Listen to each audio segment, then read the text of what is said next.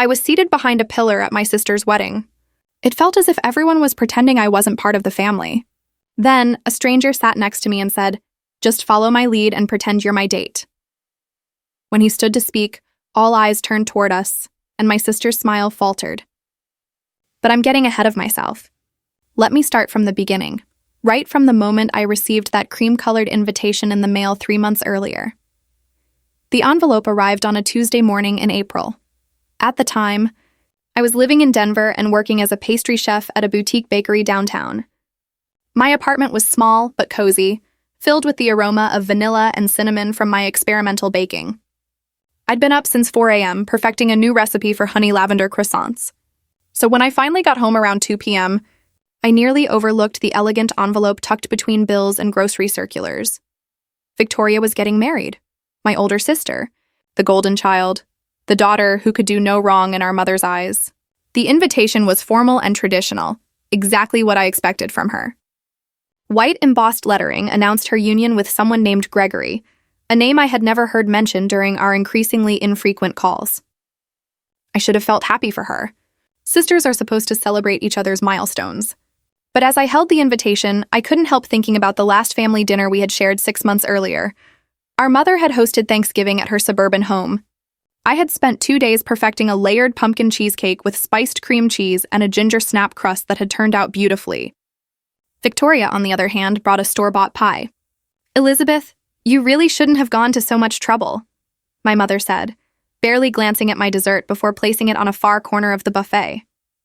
"Victoria's pie looks lovely, so classic and traditional." That was always the way it went. Victoria could show up empty-handed and be praised simply for being there. I could create a masterpiece and it would always be seen as too much, too showy, too try-hard. The wedding invitation included a small note in Victoria's flawless handwriting. "Elizabeth, I know we haven't been as close lately, but it would mean everything to have you there. You're my only sister." I called her that evening. She answered on the 4th ring, sounding distracted.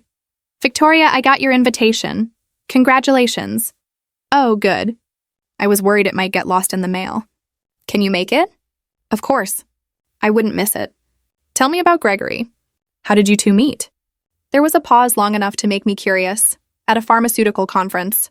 He's a regional director at Bennett Health Solutions. Very successful, very established. Mother absolutely adored him. Of course she did. I wondered whether Victoria truly loved him or if she simply liked how he looked on paper. "I'm really happy for you," I said, trying to sound sincere. "Thank you. Listen, I have to run. We're meeting with the wedding planner in 20 minutes. I'll send you more details later." She hung up before I could say goodbye. I stared at my phone, unsettled by the abrupt end, feeling that familiar ache, not quite sadness, not quite anger, but the dull sting of always being secondary. The weeks leading up to the wedding blurred together with work and preparations. I bought a soft blue dress that suited my complexion without drawing too much attention. I arranged time off from the bakery, despite my boss's frustration. June was our busiest season. I should have sensed something was off when Victoria didn't ask me to be a bridesmaid. She had 5 bridesmaids I discovered through her social media, college friends, colleagues, even our cousin Jessica, who she barely spoke to anymore. But not me. "The wedding party is already set," she said when I finally asked. "You understand, right? These are people I see regularly." I understood all too well. I understood that I would never belong to her inner circle, that our shared childhood meant nothing compared to her. Current social world, the wedding, was set for a Saturday in late June at an upscale resort outside Denver. I drove there alone, my dress carefully draped in the back seat, and a small gift wrapped in silver paper on the passenger seat. After weeks of deliberation, I'd chosen handcrafted ceramic bowls from a local artist, something thoughtful, something that showed I cared. The resort was breathtaking. Manicured lawns extended toward the mountains, and the ceremony overlooked a pristine lake. White chairs lined up neatly, and flowers seemed to bloom from every surface. Victoria had spared no expense, which meant our mother hadn't either. This was the wedding she'd always imagined, the perfect end to her perfect daughter's perfect life. I arrived 2 hours early, hoping to offer help or at least show support. Instead, I found chaos. The bridal suite was full of laughing women in matching robes, champagne in hand, with a photographer documenting every moment. I knocked gently. Victoria looked up from her makeup, her eyes meeting mine briefly before sliding away. Elizabeth, you're early. I thought maybe I could help, I said. Everything's under control. The wedding planner has it all. Why don't you go find your seat? The ceremony starts soon, she replied. One of the bridesmaids, a blonde woman I didn't recognize, whispered to another, both smiling politely but clearly wishing I would leave. I backed out, my face burning. I shouldn't have assumed I'd be welcome in that inner circle. Outside, the ceremony site was still being finalized. Staff rushed to make last-minute adjustments to an already perfect setting. I wandered to the guest seating, searching for my name card. Row after row of chairs stretched before me, with front rows clearly reserved for family and VIPs. I expected to see my name in the second or third row, close enough to matter, far enough to reflect my distance from Victoria's everyday life. Instead, my card was in the very last row, partially hidden behind a decorative pillar. From there, my view of the ceremony and my sister's face during her vows would be blocked. Holding the card, something inside me broke. This wasn't an oversight. It was intentional. Victoria had placed me exactly where she thought I belonged. Out of sight, out of mind, barely noticed. I could have left. Gone back to Denver, called in sick, and spent the day comforting my wounded pride with ice cream and bad television. But stubbornness anchored me. I was her sister. I had been invited, and I refused to give her the satisfaction of my absence. Guests began arriving around 4 p.m. From behind the pillar, I watched people find seats, greet each other, and pose for photos against the picturesque backdrop. I recognized some familiar faces from family gatherings, uncles, aunts, and cousins I hadn't seen in years. None of them seemed to notice me tucked away in my corner. Our mother arrived about 20 minutes before the ceremony, radiant in a champagne-colored gown that likely cost more than my monthly rent. A groomsman escorted her to the front row as she smiled and accepted congratulations from everyone she passed. She didn't look back, didn't scan the crowd for her younger daughter. Why would she? I was exactly where I was expected to be, invisible. The ceremony began promptly at 5. Music flowed from hidden speakers, and the wedding party proceeded down the aisle. Each bridesmaid looked elegant in matching sage green dresses, carrying bouquets of white roses and eucalyptus. The groomsmen followed in sharp navy suits. Next came the ring bearer and flower girl, children I didn't recognize, probably from Gregory's side of the family. Finally, Victoria appeared on our father's arm. Even from my limited view, I could see she was breathtaking. Her dress, a delicate combination of lace and silk, trailed behind her like a cloud, complemented by a long veil. Our father, whom I'd barely spoken to since my parents' divorce 5 years ago, looked proud and distinguished in his tuxedo. I strained around the pillar, trying to get a better view. The angle was poor. I could see maybe 40% of the ceremony, mostly backs of heads and occasional glimpses of the officiant. That's when I noticed I wasn't alone in the back row. A man sat 2 chairs away, partially hidden by the same pillar. Younger than most guests, probably in his early 30s, he wore a perfectly tailored charcoal suit. His dark hair was styled casually, and his sharp features seemed to belong in a magazine ad. What stood out most was his expression. He looked as out of place and uneasy as I felt. He noticed me looking and offered a small, sympathetic smile. I returned it weakly, then turned my attention back to the ceremony, or what I could see of it. The officiant spoke about love, commitment, and partnership. Victoria and Gregory exchanged vows I couldn't quite hear, followed by rings and a kiss, met with enthusiastic applause. And just like that, my sister was married. The ceremony lasted around 25 minutes, though it felt both shorter and longer at the same time. As guests rose and moved toward the cocktail hour, the stranger from my row approached. Up close, he was even more striking, with intelligent gray eyes that seemed to notice everything. "That was quite a view, wasn't it?" His voice held a hint of amusement. "Spectacular," I replied dryly. "I especially enjoyed the back of that gentleman's head in row 8. Very photogenic," he laughed, a genuine sound that made something in my chest relax. "I'm Julian. And judging by your seating, either you're someone's least favorite relative or you offended the wedding planner." "Elizabeth," I said. "I'm the bride's sister, actually." His eyebrows lifted in surprise. "Her sister? And they put you back here? You're not part of the wedding aesthetic?" Julian studied me for a moment, as though seeing past my sarcasm. "Well, that's their loss. The cocktail hour's about to start, and I have a feeling it'll be as awkward as the ceremony. What do you say we face it together? You don't have to pity me. I'm fine. It's not pity, it's a strategic alliance. I'm here as a +1 for a business associate who couldn't come, which means I know exactly 3 people at this wedding. 2 of them are the couple who just got married and won't remember I exist. So really, you'd be doing me a favor. There was a genuine note in his offer, something that made me want to say yes despite my wounded pride. Before I could respond, he extended his arm in a polite, old-fashioned gesture. Shall we? I hesitated only briefly before linking my arm with his. Together, we made our way toward the cocktail hour, and for the first time since arriving at this wedding, I didn't feel completely alone. The cocktail hour took place in a spacious pavilion overlooking the lake. Round tables were arranged throughout, each decorated with flowers and candles. A bar ran along one wall while servers moved among the guests with trays of appetizers that looked almost too perfect to eat. Almost. As a pastry chef, I have a deep appreciation for food as art, and the catering at this event clearly reflected great skill. Julian stayed close as we navigated the crowd. Guests formed small groups, conversations lively with the energy that comes from champagne and the joy of a wedding celebration. A few people glanced our way, curious about the handsome stranger and the way he seemed connected to the bride's overlooked sister. We eventually found a quiet table at the edge of the pavilion. Julian returned from the bar with 2 glasses of wine and a small plate of appetizers he had persuaded a server to prepare for us. So, he said as he settled into the chair opposite me, tell me about your sister. What's she like when she's not in the spotlight of the wedding? I took a sip of wine, weighing my words. The truth felt sharp and personal, yet Julian's steady gaze encouraged honesty. Victoria is perfect, or at least she has worked hard to appear so. Good grades, a strong career, successful relationships. She's the daughter every parent dreams of. And then there's me. I became a pastry chef instead of following a more conventional path. I live in a small apartment rather than a house with a mortgage, and my romantic life doesn't come with a grand narrative. I'm the one who didn't follow the script. Julian chose a crab cake from the plate and considered my words. Being a pastry chef sounds creative and demanding. Not everyone can master that craft. Try telling my mother that, I replied.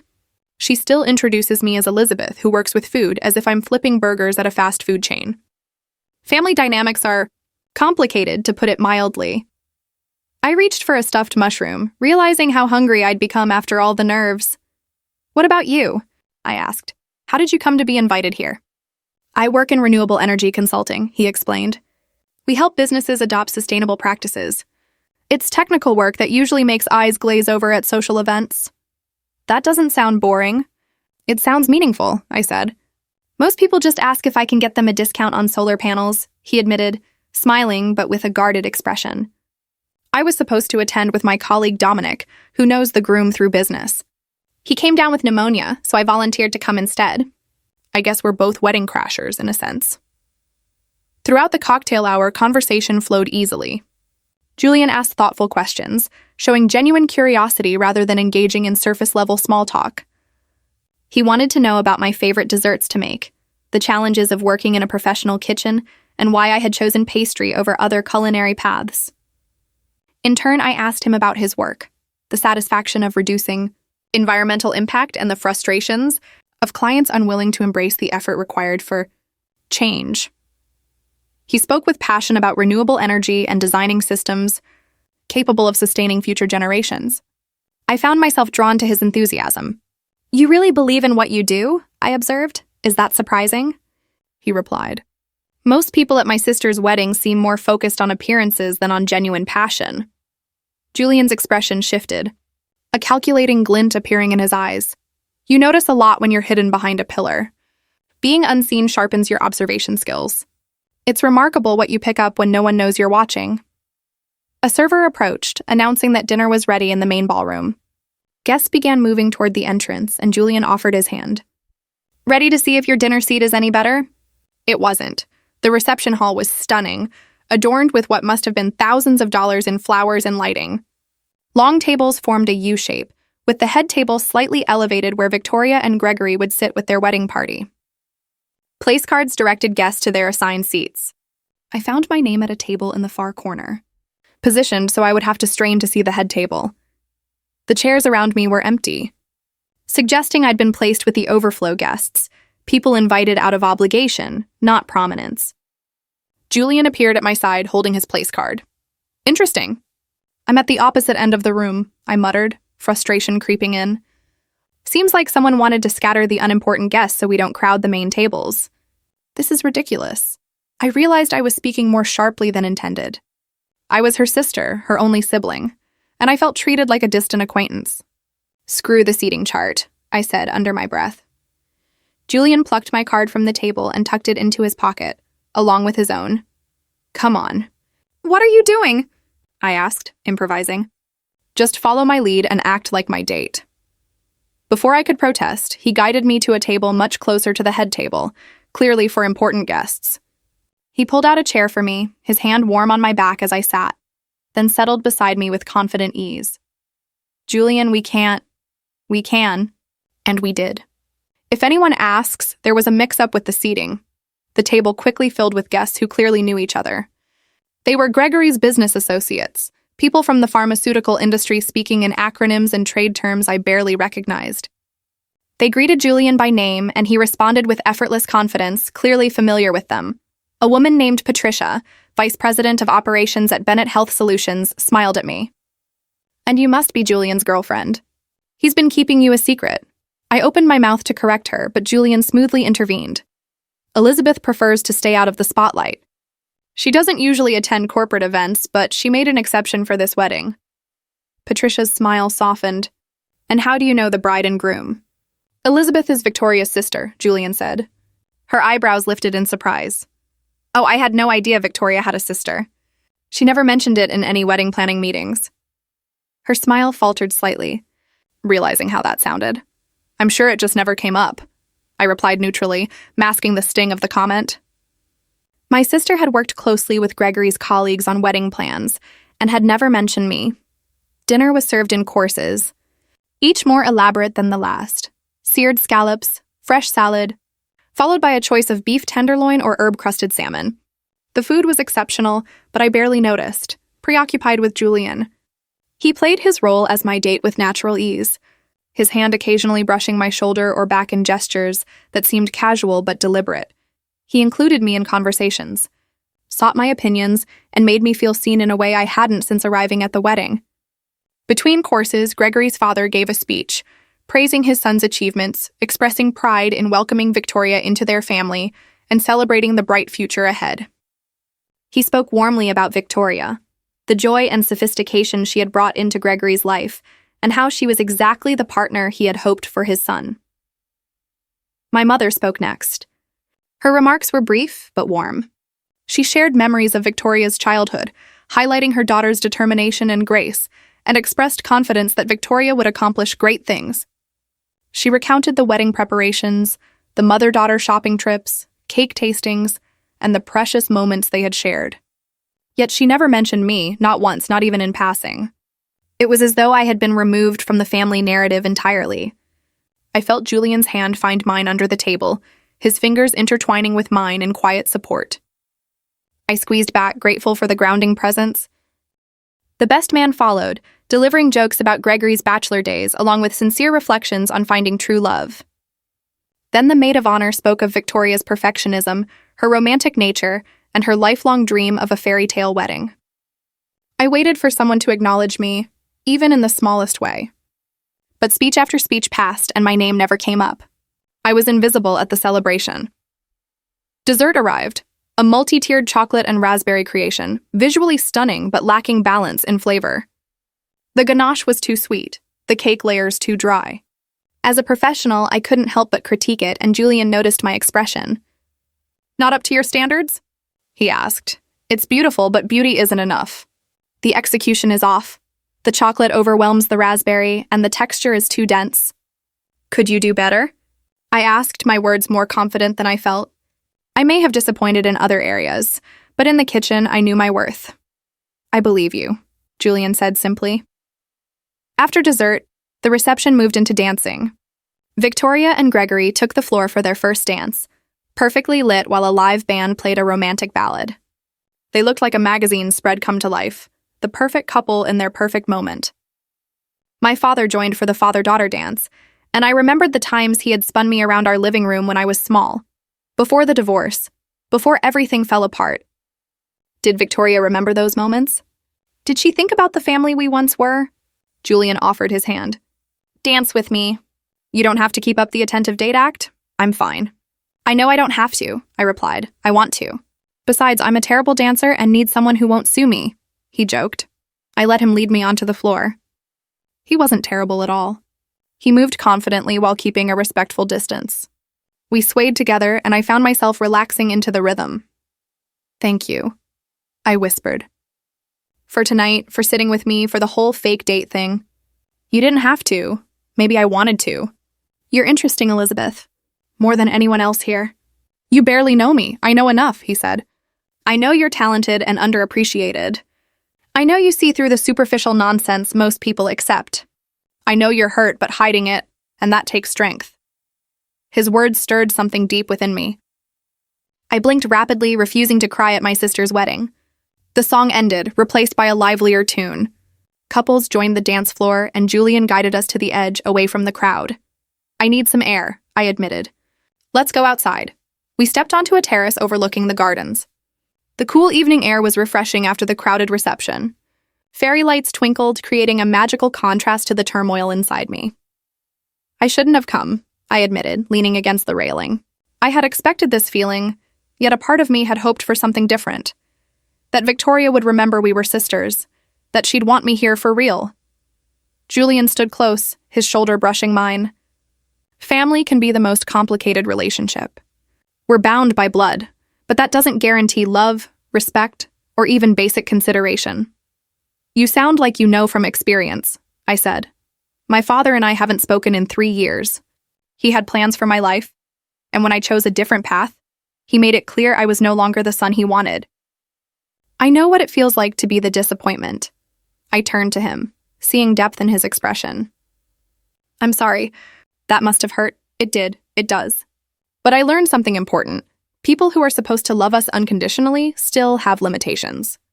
Sometimes the family we choose matters more than the one we're born into. Is that tonight for you? Choosing to be kind to a stranger?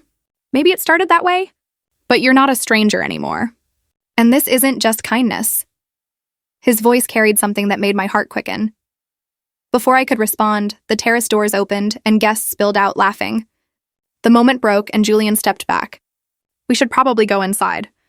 They're about to cut the cake. The cake-cutting ceremony was as expected. Photos, speeches, and perfectly choreographed moments. Victoria fed Gregory a small bite with delicate precision, and he returned the gesture equally carefully. No smashed cake, no chaos.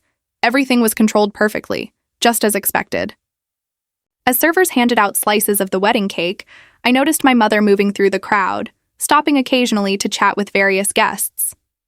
She was clearly enjoying the admiration that came with her daughter's flawless wedding. When her eyes finally landed on me, a flicker of surprise crossed her face, quickly replaced by disapproval. She approached our table with deliberate steps, her smile tightening as she came closer. Elizabeth, I didn't expect to see you here. This table was reserved for Gregory's business associates. There must have been a seating mix-up, Julian interjected smoothly before I could respond. I'm Julian, one of Gregory's renewable energy consultants.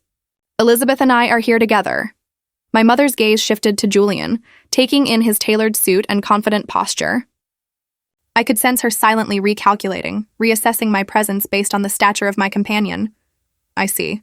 Well, it's a pleasure to meet you, Julian.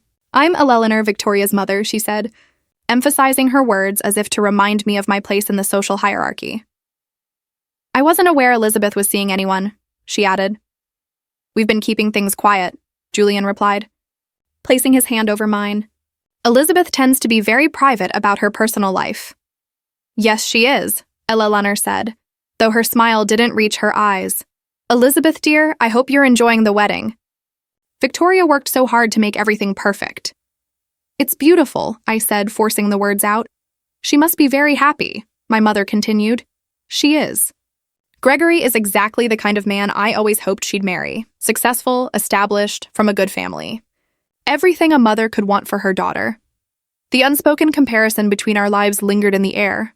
Unlike me, working in a bakery, living alone and with little to show. Julian's hand gave mine a reassuring squeeze. Elizabeth was just telling me about her work as a pastry chef. It sounds demanding, requiring real talent and discipline. Ella Launer's expression briefly tightened at having her implied criticism deflected. Yes, well, we all follow different paths. I should return to the other guests. Do try to enjoy yourself, Elizabeth, she swept away, leaving a faint trail of perfume and maternal disapproval. That was unpleasant, Julian remarked once she was out of earshot. That was my mother on a good day. You should see her when she's really making a point. I'm starting to understand why you were sitting behind that pillar. The evening continued. The band played, people danced, and drinks circulated freely. Victoria and Gregory made their rounds, thanking guests and accepting congratulations. I observed them navigating the room with practiced efficiency, noticing how they prioritized certain guests over others. Eventually, they reached our table, Gregory leading with a polished, politician-like smile. Up close, he was conventionally handsome, features that photographed well but lacked depth. His handshake was firm but perfunctory when Julian introduced himself. Victoria's eyes fell on me and a mixture of emotions crossed her face, surprise and perhaps discomfort. Likely she had forgotten I was present, tucked away in my designated corner, away from her meticulously curated day. Elizabeth, you look lovely, she said, her tone careful. The kind used with acquaintances she barely remembered. Thank you. The wedding is beautiful, Victoria. Congratulations. I'm glad you could make it. And I see you've met some of Gregory's colleagues. Her gaze shifted to Julian.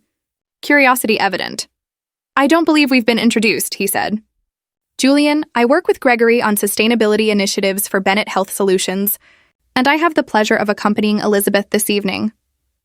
Victoria's eyes widened slightly. This news seemed to catch her off guard. Oh, I didn't realize you were seeing anyone, Elizabeth. How wonderful. Her emphasis on wonderful suggested disbelief more than delight, as if she couldn't imagine someone like Julian being interested in me. We've been dating a few months, Julian added, his arm sliding around my waist in a natural, protective gesture. Elizabeth is remarkable. I'm lucky she tolerates my workaholic tendencies. How nice, Victoria said, though her smile appeared slightly strained. Well, we should continue thanking our guests. But let's catch up properly soon, Elizabeth. It feels like we haven't spoken in ages. They moved on, and I exhaled, realizing I had been holding my breath. That was surreal, I murmured. She seemed surprised to see you happy. Victoria isn't used to me having anything she might consider valuable, including a partner who impresses her new in-laws. So, you think I'm handsome? I teased. Julian's eyes twinkled with amusement. Don't let it go to your head. Objectively attractive. Not personal, of course. Purely objective, I replied, smiling. Around 10 p.m., the wedding coordinator announced the couple would soon depart. Guests were invited outside with sparklers for the send-off. I considered skipping it, but Julian convinced me to join. You came this far. Might as well see it through to the end, he said. We waited in line as sparklers were handed out, and when Victoria and Gregory stepped out of the venue, we raised our lights high along with the rest of the guests. They laughed and waved as they ran through the corridor of light before getting into a luxury car that would take them to their honeymoon suite at the resort. As the car's taillights faded into the night, a peculiar sense of finality settled over me. The wedding had ended. Victoria had her perfect day, her perfect marriage, her ideal life, and I had observed it all from the sidelines, exactly where she wanted me. Guests began to drift away, some heading to their rooms, others toward the parking lot. Julian and I lingered on the steps, neither of us ready to accept that the evening was over. Can I walk you to your car? He asked. I'm staying at the resort tonight, room 314. It's easier than driving back to Denver so late. I paused, then added, And you? Same, room 209. My colleague booked it before he got sick, so it felt like a waste not to use it. We strolled slowly through the gardens, following the lit path toward the main building. The night air had grown cooler, and I shivered slightly in my thin dress. Julian immediately removed his suit jacket and draped it over my shoulders, a gesture so classic and unexpected I almost laughed. You don't have to do that. I'm fine. Humor me. I was raised with old-fashioned manners. My mother would haunt me if I let you freeze.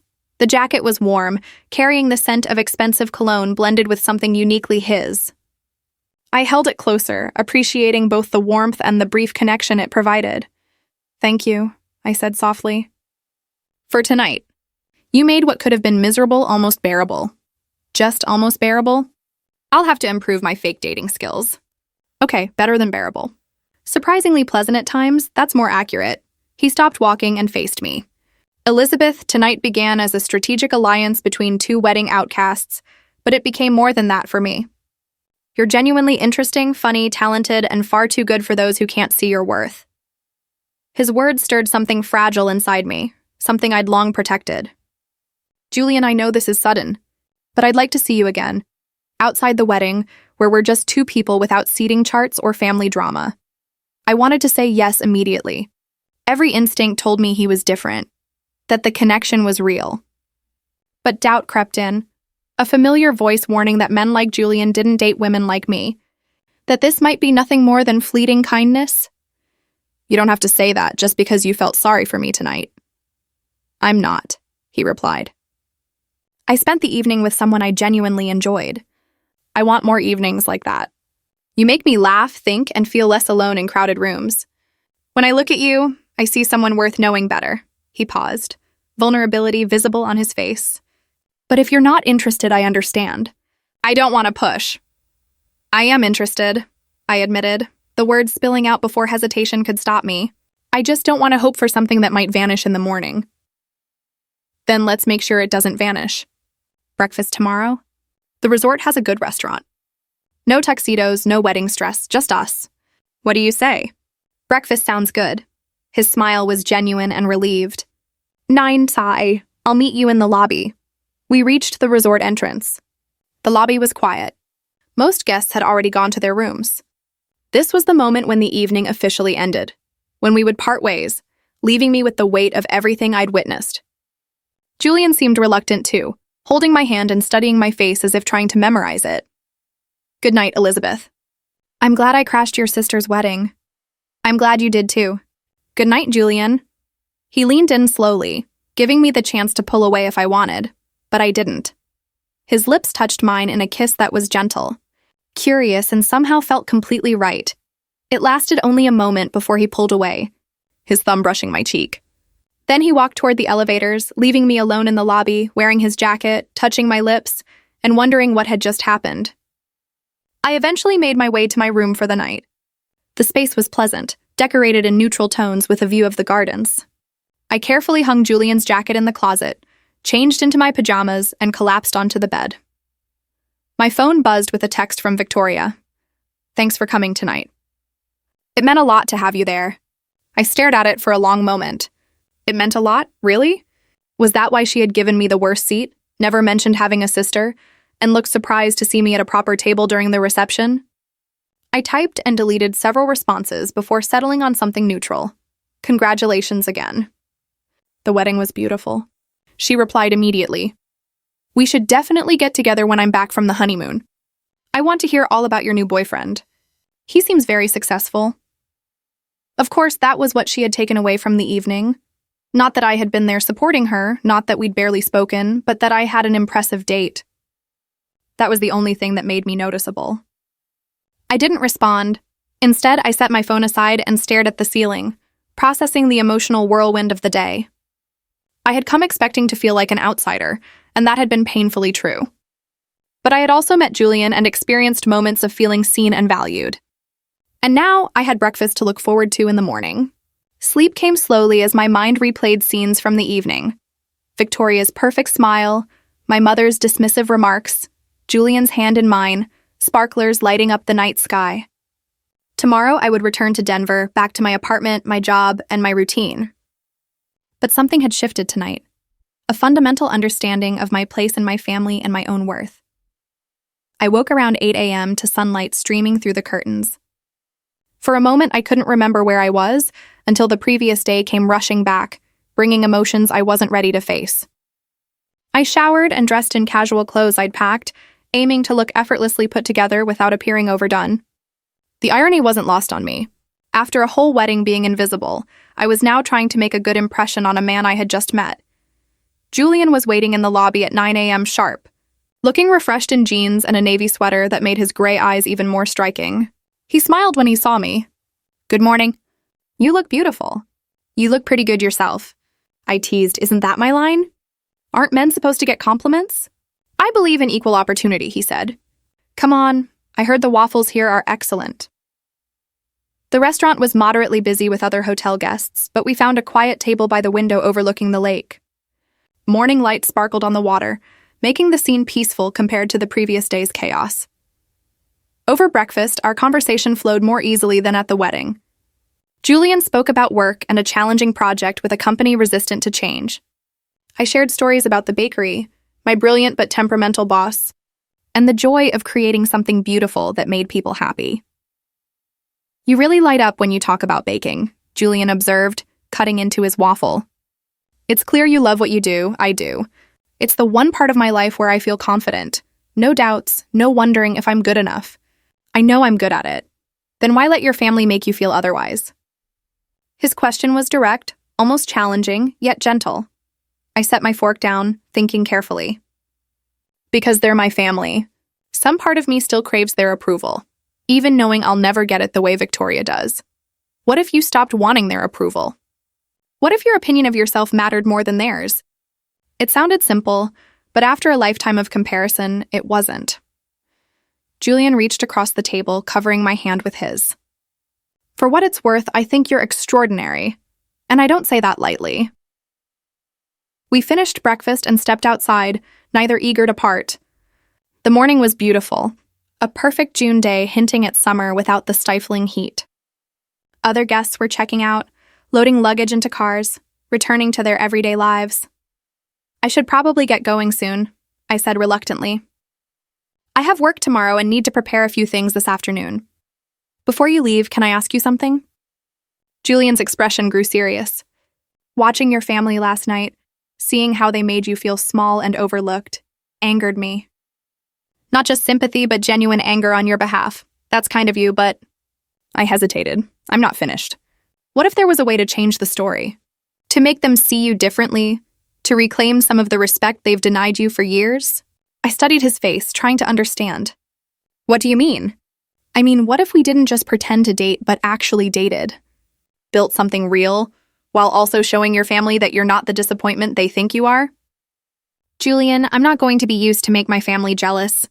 "That wouldn't be fair to me." "You wouldn't be using me," he said. "I want to see you anyway. This is just a chance to help you if I can. Think about it. Your sister married a pharmaceutical executive, right? And I happen to be someone her husband's company could really use. Someone who could make things interesting for them." A chill ran through me that had nothing to do with the morning air. "What exactly are you saying?" Julian's expression shifted, more calculating than I'd ever seen. "Gregory's company, Bennett Health Solutions, is discussing a major sustainability project with my firm. A multi-million-dollar plan to improve both their environmental impact and public image. I'm one of the lead consultants on the proposal, so you'd use that as leverage?" "Not leverage, exactly. Just an opportunity to remind them that the people they dismiss can matter more than they realize. Your family, especially Victoria, values status and success. What if you gained access to that world through me? What if they were forced to see you differently?" I should have said no. Should have thanked him and explained that revenge wasn't my style. But standing there, thinking of every slight from last night, a darker part of me whispered that maybe I deserved a little vindication. "This feels manipulative," I said slowly. "More manipulative than seating you behind a pillar at your own sister's wedding? Or your mother ignoring you in her speeches? Or your colleagues never knowing you even had a sister?" Julian's voice was passionate. "Sometimes people who hurt us need to face consequences. Not cruelty, just consequences. What would that even look like?" I asked. "I'm not talking about sabotaging anyone's career. Nothing like that. It's about visibility, making sure you're acknowledged at family events, that your sister and mother realize dismissing you could hurt relationships that matter to Gregory's career. About you finally earning respect even if it starts from obligation rather than genuine affection." It was twisted logic and I knew it, but also compelling. How many years had I been invisible? How many gatherings had I endured being treated as lesser? The thought of Victoria being forced to recognize me, include me, Treat me like I mattered. It was intoxicating. I need to think about this, I said finally. Of course. Take your time. But Elizabeth, whether you agree or not, I meant what I said about wanting to see you again. That part is real, no manipulation. We exchanged numbers. Julian kissed me goodbye. A gentle kiss that made my heart race. Then I drove back to Denver, my thoughts tangled. The next week passed in a blur of work and confusion. Julian texted daily, starting with casual notes about his day, which grew into long conversations. We talked about everything and nothing. Books, travel dreams, childhood memories. He never mentioned his proposition again. He just talked to me like I mattered. On Friday, he called. I have a business dinner next Thursday in Denver with a potential client. Would you like to join me? Fair warning, it might be boring corporate talk, but I'd love your company. Are you sure? I don't know anything about renewable energy consulting. Exactly why I want you there. You'll keep me honest. To keep the conversation from drowning in small talk, I added, besides, the restaurant supposedly has an amazing pastry chef. I thought you'd enjoy giving their desserts a professional critique. I couldn't help but laugh. So, you're bribing me with a culinary mission? He smiled. Is it working? Yes. What's the dress code? I asked. Thursday arrived faster than expected. I left work early to get ready, slipping into a black dress, elegant but understated. Julian arrived at 7, looking effortlessly handsome in a dark suit. The restaurant was upscale, the kind of place where the menu has no prices and the wine list needs an expert to interpret. Julian's client was already there, a middle-aged woman named Patricia. I recognized her from Victoria's wedding. She'd sat at our table, one of Gregory's colleagues at Bennett Health Solutions. Her eyes lit up when she saw me. Elizabeth! What a pleasant surprise. I didn't realize you and Julian were still together. Still together and doing great, Julian said smoothly, his hand resting warmly on my back. Elizabeth's been incredibly patient with my unpredictable schedule. We sat, and I tried to blend into the background as Julian and Patricia discussed their sustainability project. But Patricia kept involving me, asking about my work and showing genuine curiosity about the bakery. That sounds fascinating, she said. I admire people who create with their hands. My job is endless spreadsheets and calls. I sometimes miss making something tangible. The evening unfolded pleasantly. When dessert arrived, a deconstructed lemon tart with lavender cream, I couldn't resist giving my professional thoughts. Technically, it's excellent, I said, but the components clash instead of harmonizing. The lavender overwhelms the lemon instead of enhancing it. Patricia leaned in. Could you fix it? What would you do differently? I explained the balance of flavors, how each element should shine without overpowering the rest. Julian watched me with quiet pride, and Patricia listened closely, asking thoughtful questions that showed real interest. As coffee was served, Patricia said, "We're organizing a big corporate event in August to celebrate the completion of our sustainability project, assuming Julian's team meets their promises." She smiled at him. "We haven't chosen a caterer yet. Would your bakery be interested in doing the desserts?" I blinked, surprised. "We're a small operation. I'm not sure we could handle something that large." "Then let me rephrase," she said. "Would you personally be open to creating desserts for the event? We can adjust the schedule, and I'm authorized to offer generous compensation." Under the table, Julian squeezed my hand. Quiet encouragement. "Elizabeth's work is exceptional," he said. "You'd be lucky to have her." "I'd need to check with my boss, make sure it doesn't conflict with bakery work," I said. "But yes, I'd love to discuss it," Patricia smiled warmly. "Excellent. My assistant will contact you next week." "And Julian, great choice, she's wonderful." After dinner, Julian drove me home. I was quiet, processing everything. When we reached my building, he parked and turned toward me. "That was quite an evening," he said. "Did you plan it?" "The dessert talk, Patricia offering you that job?" "I didn't plan anything," he replied. "I just told her we were having dinner and mentioned you're a pastry chef. The rest was her genuine curiosity and your talent. But you knew something like this might happen. I hoped she'd see what I see, that you're brilliant at what you do and deserve chances to prove it." "Is that so wrong?" I studied him in the soft streetlight. "I can't tell if you're really trying to help me or if this is part of some elaborate revenge plan." He smiled faintly. "Why can't it be both? I care about you, that's real. But I also think those who dismissed you should face your worth. Not through manipulation or malice, but by being forced to recognize your talent when it impacts their world. This is complicated. The best things usually are, he said, brushing a strand of hair behind my ear. For what it's worth, I'm falling for you. That complicates things too, but I'm not sorry. My breath caught. Julian, you don't need to say anything. I just wanted you to know where I stand. Now go inside before I do something impulsive, like kiss you senseless right here. I got out, then leaned back through the open window. I'm falling for you too, just so you know. His smile could have lit up the city. Good, he said softly. That'll make what comes next easier. What comes next? Patience. You'll see. The following week, Patricia's assistant called with details about the corporate event. It was scheduled for mid-August, celebrating Bennett Health Solutions' shift to sustainable practices. They requested an elaborate dessert spread for 200 guests and were offering 3 times my usual rate. I discussed it with my boss, who was excited about both the exposure and the payment. We agreed that I would use the bakery kitchen during off hours. The bakery would be credited as a partner, and I would receive the bulk of the compensation. Over the next few weeks, Julian and I fell into a routine. Dinners, movies, long conversations that ran late into the night. He was easy to be around, making me laugh and challenging my perspective on things. The attraction was undeniable, but more than that, I genuinely enjoyed his company. During those weeks, we didn't discuss Victoria or my family much. It felt like we had created a bubble where that drama didn't exist, and I could simply be myself without family expectations weighing on me. Then, 6 weeks after the wedding, Victoria called. Elizabeth, hi. Sorry I haven't been in touch since the honeymoon. Things have been hectic settling into married life. No worries. How was the trip? Incredible. The Maldives were everything we hoped for. Listen, I wanted to see if you're free for lunch this Saturday. It feels like we haven't talked properly in ages, and I want to catch up. I almost declined out of habit, but remembered Julian's words about visibility and respect. Sure, I can do lunch. Where did you have in mind? We met at an upscale bistro near her new home, the kind of place where Victoria felt at ease. She looked tanned and relaxed, the picture of newlywed happiness.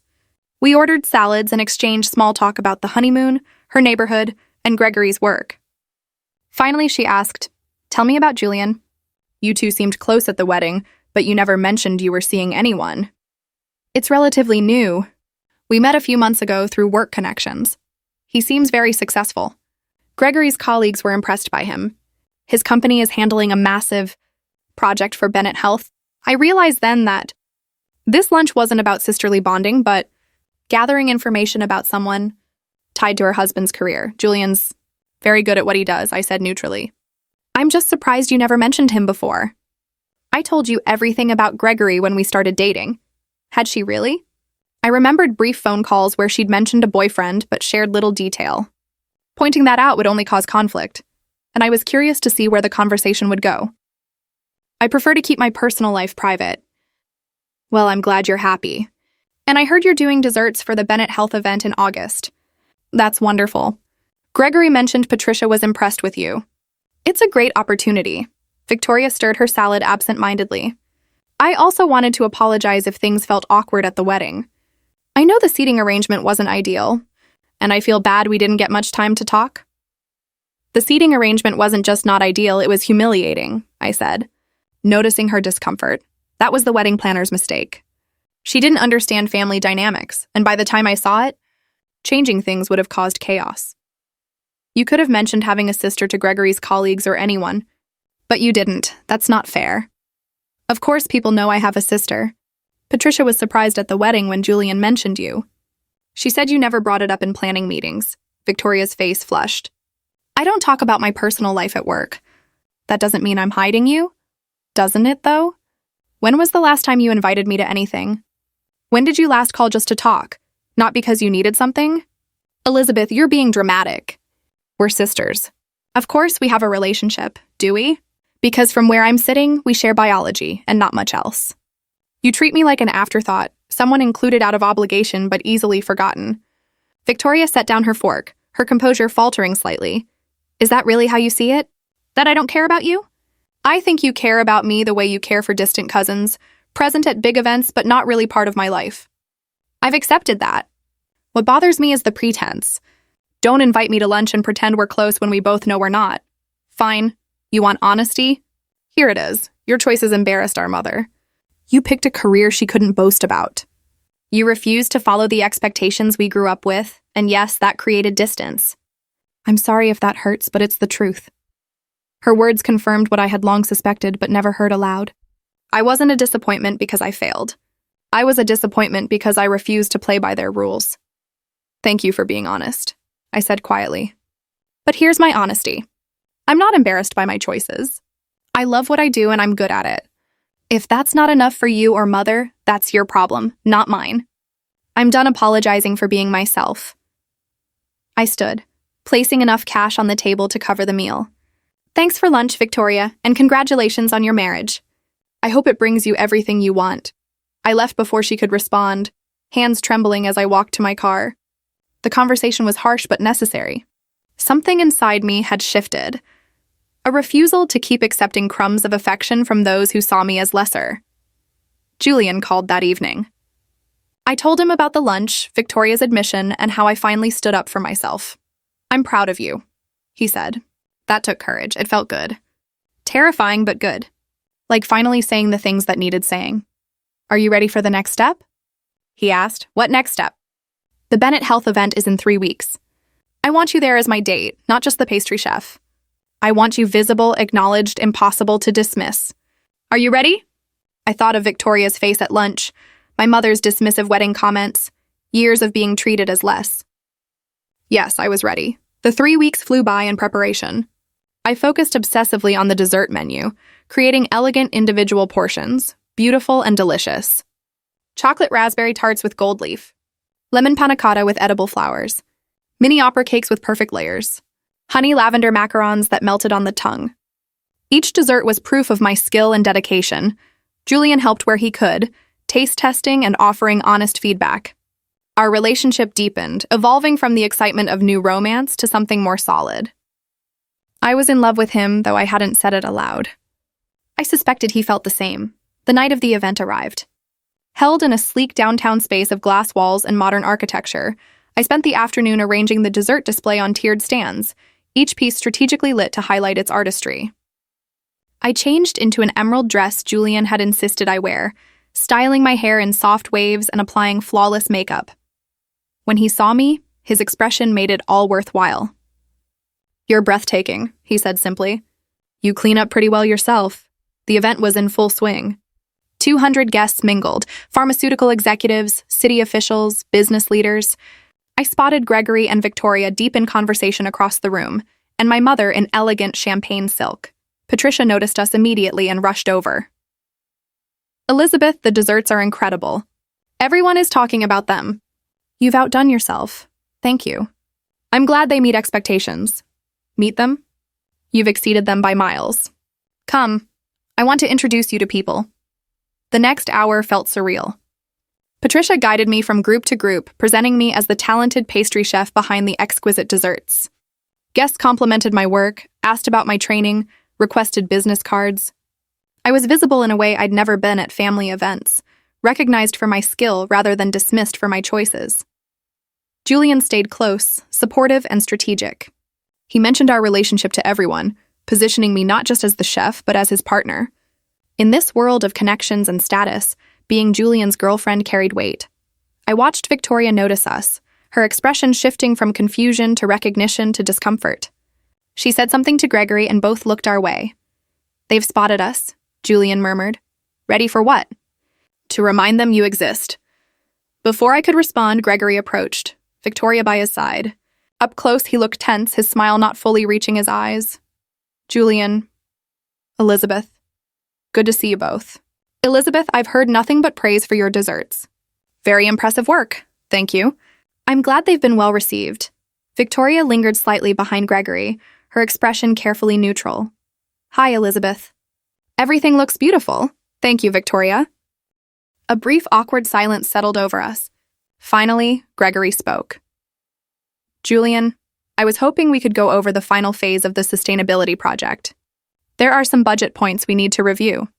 Of course, Elizabeth. Would you excuse me for a few minutes?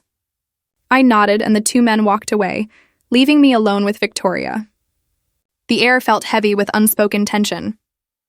"You've been busy," Victoria said at last. "Major catering jobs, dating influential consultants. Quite a change from the last time we spoke."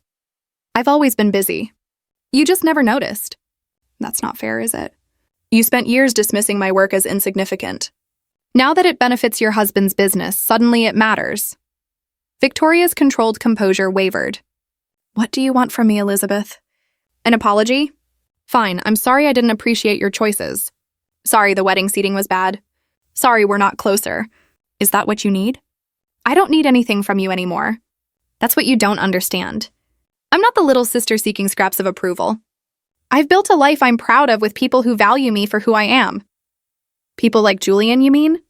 "Gregory says he's influential in his field. Very useful to know."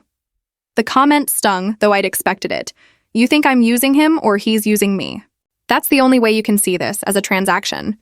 I'm just saying it's convenient. You arrive at my wedding alone and invisible, and now you're dating someone Gregory depends on and landing major events. Quite the transformation." Before I could respond, Julian returned with Gregory. Both looked tense, and I wondered what they had discussed. "Victoria, we should mingle with the other guests," Gregory said, firm. "There are several board members we need to speak with." Victoria shot me one last unreadable look before letting Gregory guide her away. I exhaled, realizing I'd been holding my breath. "That looked intense," Julian observed. "Are you okay?" "She thinks I'm using you for status, or that you're influencing Gregory's decisions. She can't imagine we genuinely care for each other. Does her opinion matter to you?" I considered it. "Not as much as it would have a few months ago. I'm done needing her approval." "Good. Because you're about to get something better," Julian said, a calculating smile on his face. "Watch." Patricia stepped to the microphone near the dessert display. The room quieted as she spoke about the successful sustainability project, thanking Julian's team for their excellent work. Then she turned to the event itself. "I also want to recognize someone who made tonight extra special. Elizabeth, could you join me?" My heart raced as I moved forward. Patricia smiled warmly. "Elizabeth created every dessert you've enjoyed tonight. Her skill transformed this celebration into something truly memorable. More importantly, she embodies the innovation and dedication we aim to foster at Bennett Health Solutions. I'm thrilled to announce that we'll be partnering with her for all major events going forward. Elizabeth, thank you for your incredible work." The room erupted in applause. I stood stunned as Patricia handed me an envelope containing our new contract. My eyes found Julian in the crowd, his proud smile confirming he'd orchestrated this moment perfectly. Then I noticed Victoria, standing beside Gregory, clapping with everyone else. Her expression was complex: surprise, discomfort, perhaps even a hint of respect. Our mother, equally shocked, stood nearby. For the first time, I was the center of attention among my family, recognized for my own merit, skill, and worth, not for marrying well or achieving conventional success, but for excelling at something I loved. The applause subsided, and I returned to Julian's side. He pulled me close, kissing my temple. "How does it feel?" he whispered. "Like vindication. Like finally being seen. You were always worth seeing." They were just too blind to notice. The evening continued, but everything had shifted. People sought me out, not as Julian's girlfriend or Victoria's sister, but as Elizabeth, the talented pastry chef. Eventually, my mother approached, her smile tight but present. "Congratulations, dear." That was quite an announcement. "Thank you, Mother." "I suppose your career choice has worked out after all?" It wasn't an apology or acknowledgement of past dismissals, but it was recognition, grudging perhaps, but there nonetheless. In the months that followed, everything changed. The Bennett Health partnership led to further opportunities and high-profile events showcasing my work. Julian and I moved in together, our relationship growing into something permanent. We discussed marriage, children, and building a life that honored both our ambitions. Victoria and I reached a cautious truce. We weren't close and likely never would be, but there was mutual respect. She learned that dismissing me had consequences, that I had value beyond her narrow view of success. Our interactions stayed formal, but family gatherings became less painful. My mother struggled with the adjustment, having centered her identity on Victoria's achievements. Yet she couldn't ignore my success, the respect I'd earned, or the life I'd built on my own terms. As for Victoria and Gregory, The results of her earlier treatment of me became increasingly evident over time. Gregory's reliance on Julian's company for sustainability consulting meant that Victoria could never completely exclude me without risking damage to her husband's professional connections. She had cornered herself into a position of enforced civility, needing to involve me in family events and acknowledge my presence, because ignoring me could reflect poorly on Gregory. The pharmaceutical industry was smaller than most realized, and news traveled quickly about the behavior of executives' families. Victoria, who had always been meticulous about projecting the perfect image, now had to ensure that image included being a supportive sister. The irony was clear. She had spent years trying to make me invisible. Now she was forced into a position where she had to make me visible, to speak positively of me to her husband's colleagues, to act as if we had always been close. Each family gathering became a careful performance, where she could not afford any lapse or reveal the disdain she had once shown so openly. Her polished life now required my presence, and that requirement would persist as long as Gregory's career depended on maintaining strong ties with Julian's firm. She had built her own cage, one that constantly reminded her that the sister she had once dismissed had become someone impossible to ignore. Looking back on that wedding day, sitting behind the pillar and feeling invisible and insignificant, I could hardly recognize who I had been. Julian had given me more than just the appearance of protection at a difficult event. He had offered a reflection of my true worth, a partnership that elevated rather than diminished me, and the tools to command the respect I had always deserved. If there was any revenge, it wasn't about cruelty or harm. It was about proving finally and decisively that I mattered, not based on marriage or comparison to my sister, but because of who I was and what I could achieve. Standing in the kitchen of the bakery I now co-owned, shaping art from flour, sugar, and skill, I realized the truest revenge had been becoming the person I was always meant to be and letting everyone witness it.